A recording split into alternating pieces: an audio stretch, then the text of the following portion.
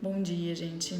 Vim aqui hoje falar sobre toxina botulínica, mas a toxina botulínica relacionada ao bruxismo. Então, eu tenho uma pergunta a ser resolvida.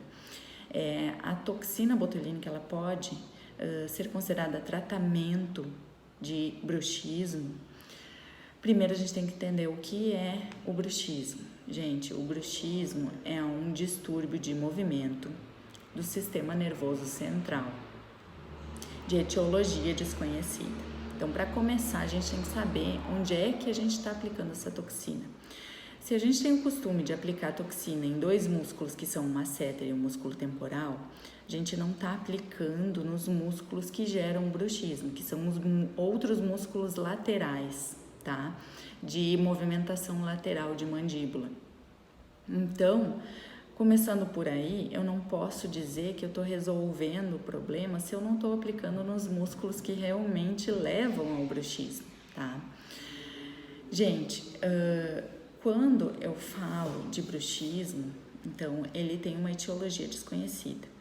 Sendo que a gente não conhece a causa do problema, a gente não pode tratar essa causa. Então, como sempre se trata a causa do problema, eu não posso dizer que a toxina ela é tratamento. Segundo, ele é gerado pelo sistema nervoso central.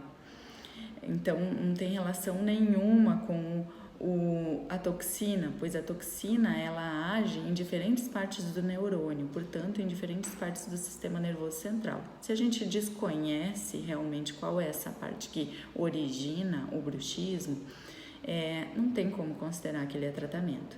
Agora, eu não posso excluir a possibilidade de uso da toxina para amenizar dores, tá? Para conter força do paciente que aperta os dentes o tempo inteiro, porque aplicando nesses músculos eu consigo aliviar a dor e aliviar um pouco a força, diminuir a força dele, tá?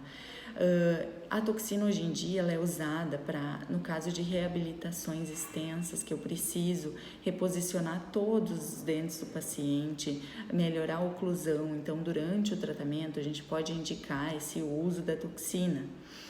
Ou, por exemplo, quando a pessoa ela está tratando o bruxismo com uma placa que ela usa à noite para dormir, só que não consegue usar aquela placa ou não tem dificuldades na hora de moldagem. Então, eu posso usar a toxina como um auxílio para a pessoa não ter tanta força, não desgastar tantos dentes. Agora, eu não posso excluir o uso dessa placa e substituir ela pela toxina. Eu tenho que usar primeiro a placa e depois a toxina.